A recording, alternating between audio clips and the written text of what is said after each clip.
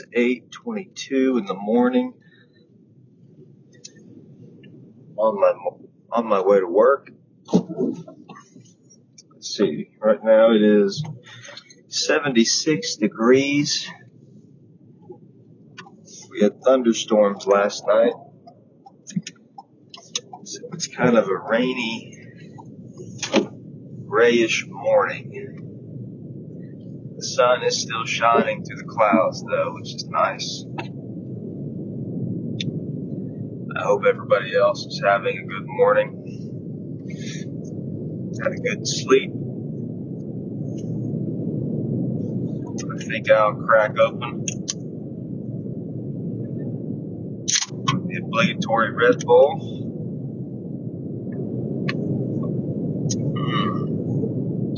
Nothing like sugar-free. I think today I'd like to talk about Christianity. It's been the thing around which my entire life has been centered. More so in the past 2 or 3 years than I think ever before. I know a lot of other people have similar stories these days, but figured I'd take a few minutes just to tell you mine, at least generally speaking, just in case you feel you're in a similar position or can relate to any of what I say. You know, it's always good to feel like you're not alone in things. I was raised non-denominational, highly charismatic, mega churchy type of stuff. Was raised that way from the time I was 5 years old. Let me see, when did I even leave that? Maybe I was 22, 23, 24, something like that. Let's just say 25. Was non-denominational, highly involved in the charismatic movement at the age of 5 to 25. And met a lot of great people. There's still a lot of great people there, I'm sure. But I came to learn really just a few years ago that there are some troubling aspects to it, I would say now, theologically, expressionally, etc. Like many others, I encountered for the first time church history, the church fathers. Finally got the sense that that Christianity wasn't just, I don't know. It seems like the low church charismatic stuff. You never think about church history, really. At least I didn't. But even if you did, it seems like your extent of church history is like going back to like Billy Graham or some TBN guy or something. Like it's just like a couple decades. Maybe I shouldn't equate Billy Graham or mention Billy Graham and a TBN guy in the same sentence, but maybe you know what I'm saying. You don't get the sense that the church is something truly ancient. It feels like whatever particular charismatic expression you're in right then, it's the only one of its kind. If you're in that, you probably know exactly what I'm talking about. The church you go to is the only church like yours in a 50-mile radius, 100-mile radius, and you kind of just get the sense baked in that, we do it right. We're the ones who are correct. We're the ones who really mean it. And then everybody else, maybe they're doing okay, but not that they're not saved or anything or whatever, but, we're the ones who are really doing it well. And I think I felt that way. And then when I encountered church history and realized that at least the version of church that I was going to really didn't exist before like 1970. And you see all these other writings, Augustine, Chrysostom. At first I pretty much only read the earlier church fathers. I read the apostolic fathers, on Pat, I'm no expert at all, but only the early guys. When I first encountered it, I was like, oh, charismaticism is false. Let's crumble it up and throw it out the window, pretend that it never happened. And now I'm only going to read the old guys. And I started attending Orthros services at an Orthodox church. I thought that the Orthodox church was it. Started going there on my own in the mornings before work. Driving to work now, and I remember I used to drive all the way to an Orthodox church. It was very much out of the way, early in the mornings before work. I love those times, by the way. I did that for a while. I could talk more about that whole story. I ended up, like I said, I went to services, yes, but I also had several meetings with the priest there. I ended up visiting a local monastery several times. I even venerated a merge streaming icon, the Hawaii one, if you know what I'm talking about. I went and saw that. Some really, crazy experiences. Not too unlike some crazy experiences I had in the charismatic church. Some may say, although the Orthodox certainly wouldn't say that, and maybe I wouldn't either. But just throwing it out there. Anyways, there's that whole kind of chapter of my life, and I thought that maybe Orthodoxy was it. I kind of showed it to my family as well, and I have a wife and two young daughters. I took my wife to a Vespers one time. She didn't really feel the same pull that I did, but was supportive nonetheless. But we can talk about that whole thing another time. Long story short, it didn't feel right. The idea of converting, the idea of leaving Protestantism altogether, it just didn't feel right. And it was frustrating because I wanted it to. And I had gotten myself into this, cycle of thinking. Gotta get a sip of Red Bull here.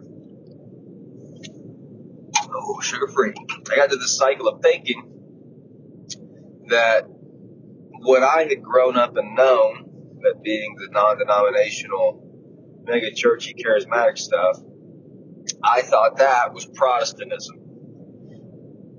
And I think maybe if there is a message to my ramblings right now, it's that you shouldn't assume that you understand your own position on things unless you've actively made an attempt to.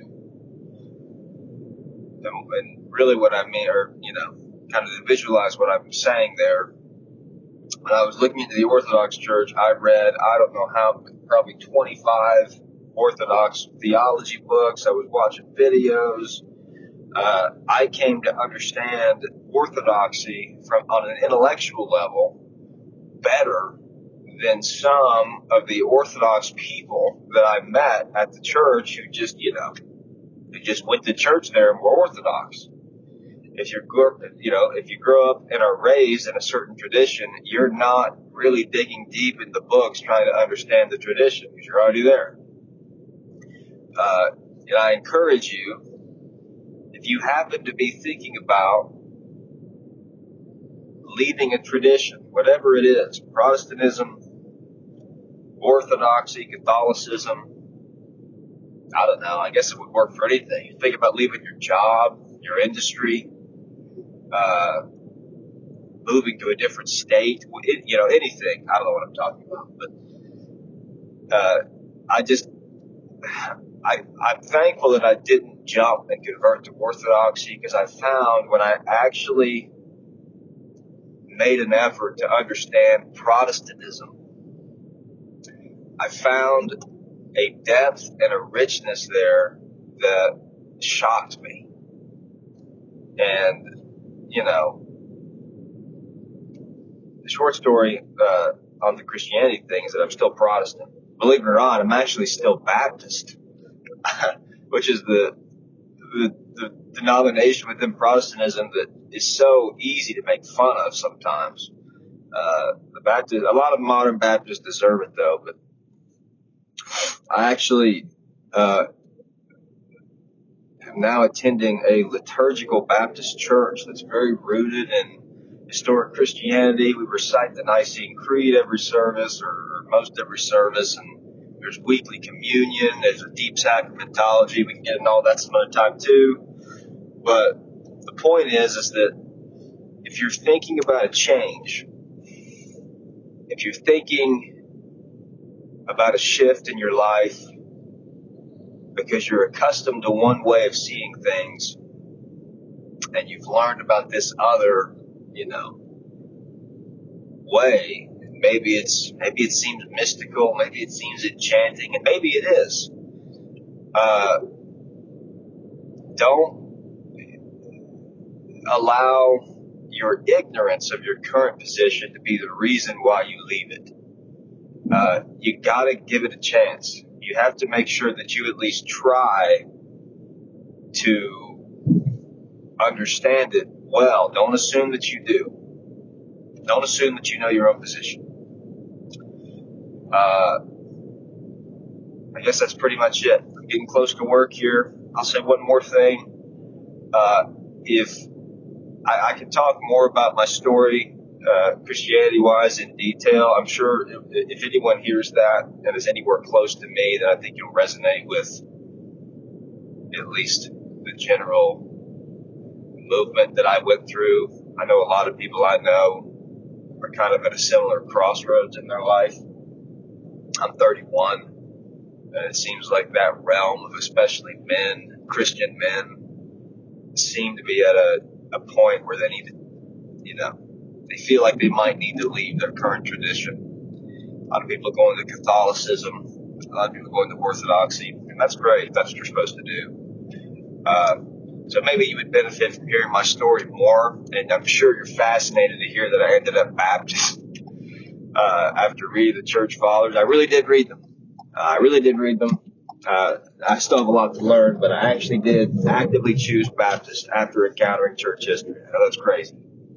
But as a result of that, and trying to reclaim some historic richness of the Baptist tradition, because modern Baptists, I would argue, do suck, I made a little tool. I called it a Baptist liturgical calendar. It's something that you can use if you're looking for your everyday life, even as a Baptist, to be more liturgical.